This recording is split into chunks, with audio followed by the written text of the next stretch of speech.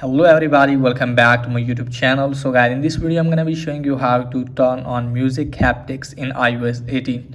So guys, let's get started without wasting your precious time. So first of all guys, what you have to do is just simply have to launch the settings app, and after that guys, what you have to do is just simply have to scroll it down and just simply have to tap on accessibility. From here guys, what you have to do is just simply have to scroll it down, and you can easily find here touch, tap on that.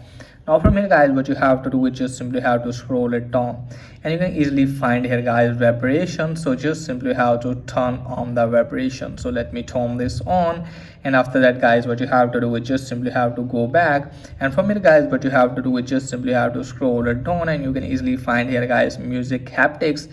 Tap on that, and from here guys, what you have to do is just simply have to turn the toggle on for this. Now after that guys, what you have to do is just simply have to tap on play sample. So you can also check the sample. So here's the sample, or you can easily find here guys, here's the music haptics.